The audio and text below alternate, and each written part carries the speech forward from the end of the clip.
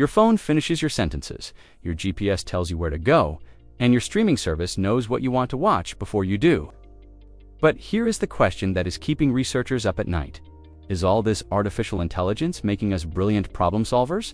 Or are we becoming digital zombies who can't think for ourselves? Welcome to KB Bluetree, where we dive deep into the questions that matter. Today, we are re-exploring one of the most fascinating paradoxes of our time: the relationship between artificial intelligence and human intelligence. Are we witnessing the dawn of a new era of enhanced human capability, or are we sleepwalking into a world where our minds have become obsolete? Let's start with the elephant in the room. When was the last time you memorized a phone number? When did you last calculate a tip without your phone? If you're like most people, you probably can't remember, and that's exactly the point. AI has become so seamlessly integrated into our daily lives that we barely notice how much we depend on it. Consider your morning routine. You wake up to an AI-powered alarm that adjusted itself based on your sleep patterns. Your coffee maker started brewing because it learned your schedule. Your car suggests the fastest route to work, accounting for real-time traffic that no human could possibly process. By 9 a.m., you've already interacted with dozens of AI systems, and your day has barely begun.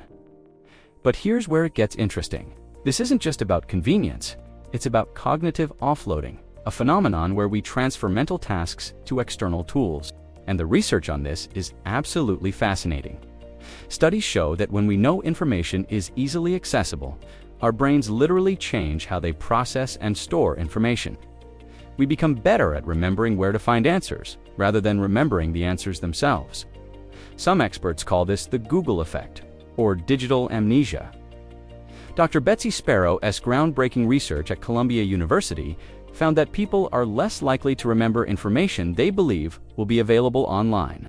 Instead, they remember how to access that information. Our brains are essentially rewiring themselves to work with AI systems. Now, you might think this sounds alarming, but let's pump the brakes for a moment. This isn't necessarily a bad thing. In fact, it might be evolution in action. Think about it. Why would you memorize the capital of every country when you can access that information instantly? Shouldn't your brain be free to tackle more complex, creative problems? This brings us to the fascinating concept of extended mind theory. Philosophers Andy Clark and David Chalmers argue that our minds don't stop at our skulls. When we use tools seamlessly, they become part of our cognitive system. Your smartphone isn't just a device you use, it's an extension of your memory, your calculator, your social connector. From this perspective, AI isn't making us dumber, it's making us different.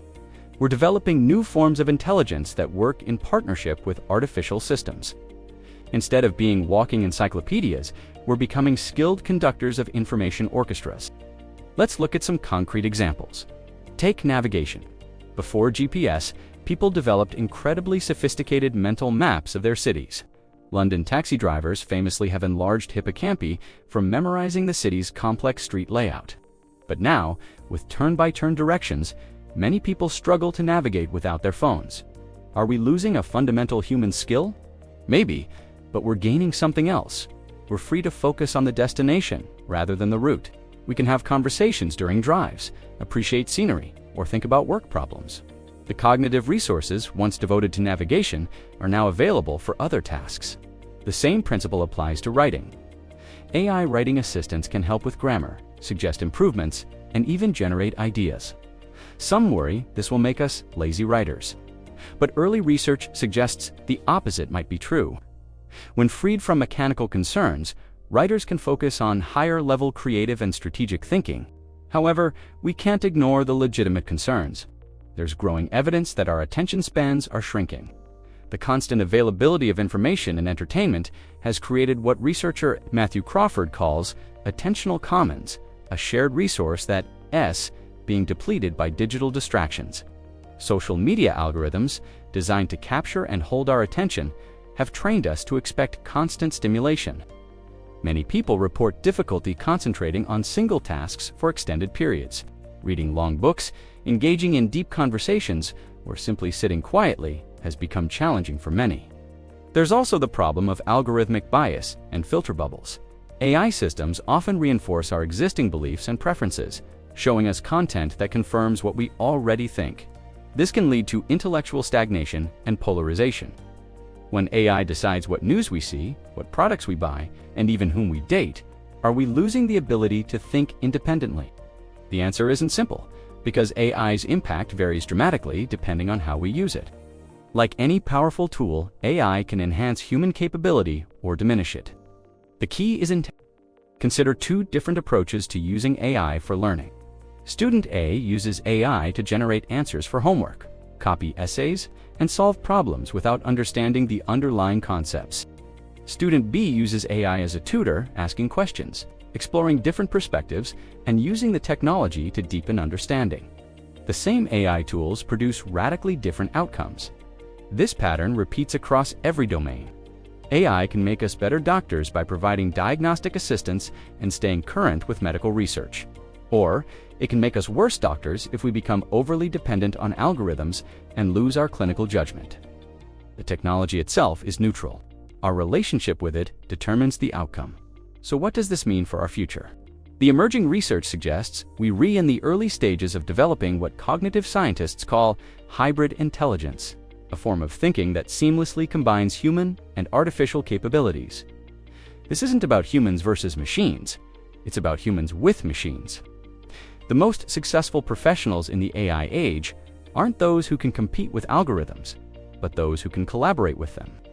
They understand the strengths and limitations of both human and artificial intelligence, and they know how to orchestrate them effectively. This requires new skills.